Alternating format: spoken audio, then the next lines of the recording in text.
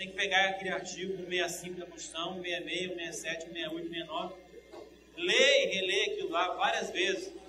Por quê? Porque todo, praticamente, direito financeiro nacional está ali. Com uma vantagem, né? Como no Brasil nós temos o sistema de Constituição rígida, né? E como existe também no Brasil a supremacia constitucional, todas as normas infraconstitucionais, elas têm que, de uma forma ou de outra, obedecer uma Constituição. Então, ela acaba sendo um regramento, uma matriz constitucional muito boa e fixa. São apenas 5 artigos, ou 4 artigos, 5 artigos que vocês têm que ler. Então, eu recomendo, quem quer ter um estudo sério, pegar a Constituição, a lei seca mesmo, né? O artigo 165 ao 169, ler aquilo lá várias vezes, porque uma vez só você não vai entender. Ou você ler a 10ª vez, você vai começar a entender. Só que você não gravou ainda, né? Aí lá pela 20ª vez que você lê, você está começando a gravar e entender. Aí depois começa a fazer questão de prova, e daí você começa, além de gravar e entender, a lembrar. Então, eu, quando estudei para curso, o TCU, eu pegava um caderno desse daí e escrevia artigo 165, linha por linha, tudo está na Constituição. Aí quando chegava no artigo 169 lá, né, aí pegava as figuras, rasgava tudo para fora, não sabe? Então, o prazer que dá é você tentar escrever de uma forma diferente, fazer uns gráficozinhos, desenhos esquemáticos, umas setinhas assim, para lá e para cá, para conseguir aprender. Eu fiz algumas coisas desse tipo, né, e trouxe para vocês algumas aqui, né.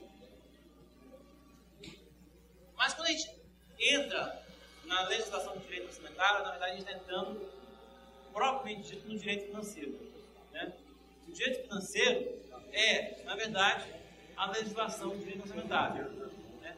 É um nomezinho mais charmoso, mais pomposo, mas é isso. Esses são esses artigos da Constituição e mais um ou outro artigo da Lei 4.320 que é relevante. Tá? Então, como eu disse aqui, no Brasil vige um modelo de Constituição rígida. Eu não vou entrar aqui em aula de direito constitucional, mas a Constituição rígida é aquela que tem uma certa dificuldade para ser alterada, diferente do que as leis ordinárias. Tá?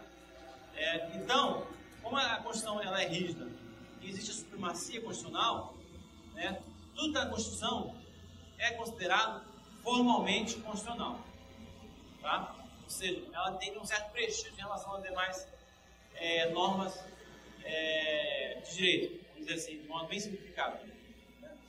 Como ele tem uma certa hierarquia, uma certa preponderância, esses artigos aqui que falam sobre o direito financeiro, eles têm que ser observados por todos os entes, sob pena de inconstitucionalidade.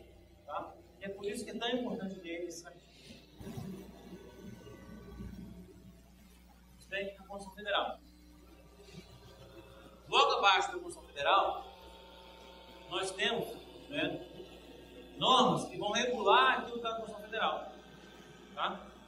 A Constituição Federal, ela diz, né, que determinados assuntos, que a gente vai ver ainda, devem ser regulamentados por lei complementar. Tá? Como na época da Constituição, como na época da elaboração da Lei 4.320, que foi que instituiu o orçamento do programa no Brasil, não existia a figura da lei complementar, e como a Lei 4.320 trata de vários assuntos que a Constituição agora determina que serão tratados por lei complementar, né, a Lei 4.320 adotou, vamos dizer assim, o status de lei complementar. Né? Ou seja, a Lei 4.320 hoje vem logo abaixo da Constituição Federal, no que tange à legislação de direito financeiro. Note bem que é falso afirmar, como já vi em várias bancas de concurso, inclusive erradamente afirmar, que a Lei 4.320 é uma lei complementar. A Lei 4.320 não é uma lei complementar. Tá? Ela é uma lei ordinária, porque ela foi aprovada como tal. A lei não muda. Né? Ela agora não se transforma em lei complementar. Né? Ela continua sendo lei ordinária. Só que agora ela tem status de lei complementar, porque a Constituição determinou que alguns assuntos que ela disse por bem tratar para complementar estavam aqui na Lei 4.320. E por economia legislativa, ou seja, para você não precisar fazer uma nova legislação só porque a Constituição mudou a estrutura normativa dela, por economia legislativa, né? O CESP adora essa palavra, economia legislativa, a gente aproveita a legislação anterior à Constituição, né, para dar a ela agora um novo status de lei complementar. O que quer dizer status de lei complementar? Que ela só pode ser alterada por lei complementar, né, embora ela seja lei ordinária.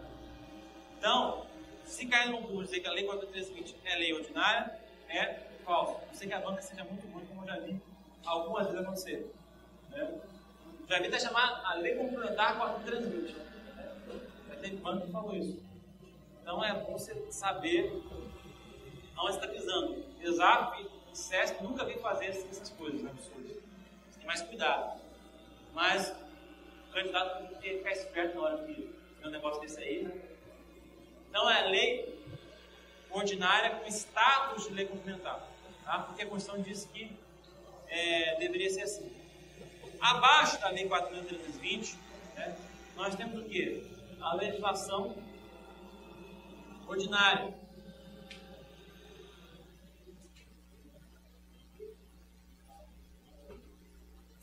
São leis que tratam de direito financeiro. Aí nós temos o quê? Anualmente, o PPA, a LDO e a LOA, que são leis ordinárias, né, que a cada ano se renovam, a não ser o PPA, né, que é de 4 em 4 anos, como a gente vai ver ainda. Né. Nós temos a legislação, que a gente chama de legislação infralegal, que são as portarias, principalmente a da Secretaria de Orçamento Federal, que é a SOF-SPN, né, Secretaria de Tesouro Nacional. Eles têm algumas portarias que dizem respeito a orçamento público, notadamente a portaria 16301, ela é muito importante para o discurso. Então, claro que diz a Constituição aqui no seu artigo 65, parágrafo 9, né? Cabe a lei complementar dispor sobre esse exercício financeiro a vigência, os prazos, a elaboração, a organização do PPA, LDO e LOA. Tá? A Constituição falou isso. Cabe a lei complementar dispor sobre esses assuntos aí. Quem dispõe de boa parte desses assuntos é a Lei 4.320. E é por esse motivo que a Lei 4.320, embora seja lei ordinária, ela tenha ganhado o status de lei complementar. Né? Não é falso afirmar que a lei é complementar, mas ela tem o status de complementar. Tá? Vamos ressaltar também que essas leis orçamentárias, aqui eu chamo de PPA, LDO e LOA, são as leis orçamentárias anuais, né?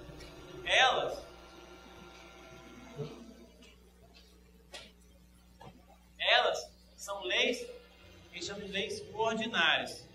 Tá? Muita gente confunde isso e é bom vocês terem atenção. O PPA, que é o plano plurianual, é feito de 4 em 4 anos. A LDO, que é uma lei anual, e a LOA, que é uma lei anual, elas são leis ordinárias. Muita gente confunde a lei complementar da 4.320, o status de lei complementar da 4.320 com o PPA, a LDO e a LOA. Aí saem uns absurdos, assim como que o PPA, a LDO e a LOA são leis complementares, né? Como se fossem leis superiores às outras leis. Não. Quem estudou um pouquinho de direito constitucional sabe que só existe lei complementar, a regra é ordinária, mas só existe lei complementar quando a Constituição expressamente determina. Tá? Quando a Constituição não determina de ser lei complementar, é lei ordinária. Então, se por acaso o Congresso se reunir e aprovar uma lei complementar, mas que a Constituição não previa que era uma lei complementar, o que vai acontecer?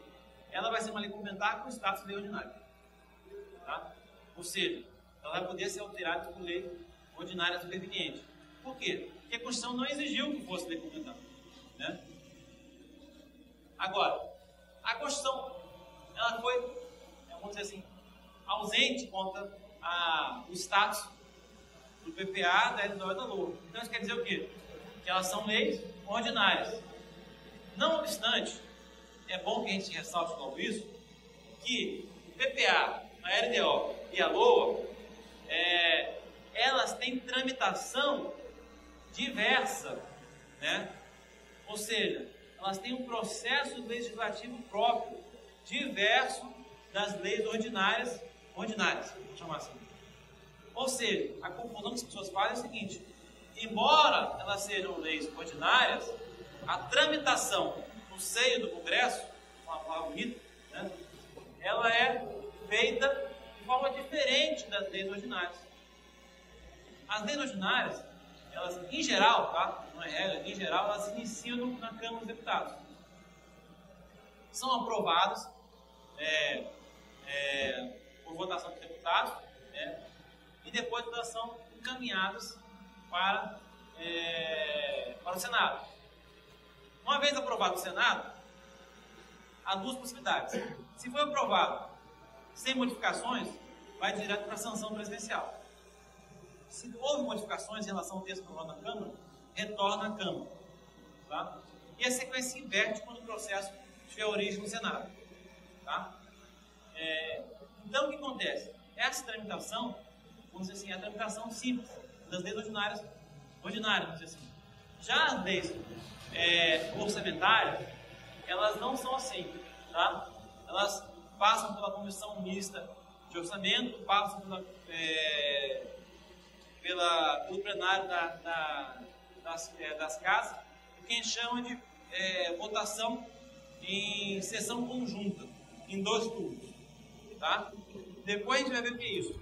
O importante para agora é saber que, embora essas leis sejam leis ordinárias, elas têm o quê? Uma tramitação diferente das leis ordinárias. Vamos ressaltar que as leis orçamentárias, que é a lei orçamentária anual, LDO e PPA, são leis ordinárias, mas possuem rito processual de tramitação e aprovação do Poder Legislativo diversos dos demais leis ordinárias. A título de exemplo, de diferença, podemos citar o quadro dos projetos de lei relativos ao PPA, LDO e LOA e aos credenciais serão apreciados pelas 2 casas congressional na forma de regimento comum, e não por cada uma das casas separadamente. Tá? Além disso, é preciso lembrar que a Constituição Federal de 88 veda a edição de medida provisória sobre os planos plurianuais, diretrizes orçamentárias e créditos adicionais instrumentais. Tá? Por que é importante ressaltar isso aqui? Tá? Primeira coisa, medida provisória, ela tem o quê? Força de lei ordinária. Então a pessoa pensa assim, peraí, se a medida provisória tem força de lei ordinária, e sendo essas 3 leis aqui, leis ordinárias, beleza, o presidente da República pode o quê? Emitir uma medida provisória para alterar o PPA, para alterar a LDO, para alterar a LOA, para alterar os créditos adicionais. Né? Neste caso, né, a resposta é falsa.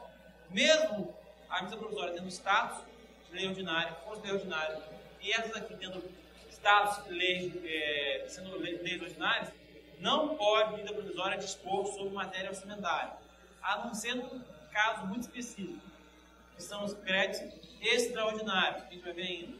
Tá? Então, medida provisória pode dispor sobre o PPA? Não. Sobre LDO? Não. Sobre LOA? Não. Sobre créditos especiais? Não. Sobre créditos suplementares? Não. Sobre créditos extraordinários? Pode. É o único caso que pode.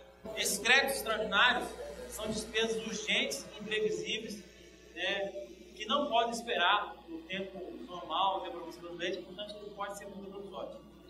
A lei delegada, que é aquela lei que o Congresso autoriza o Poder Executivo a elaborar, né, não pode tratar de assunto orçamentário.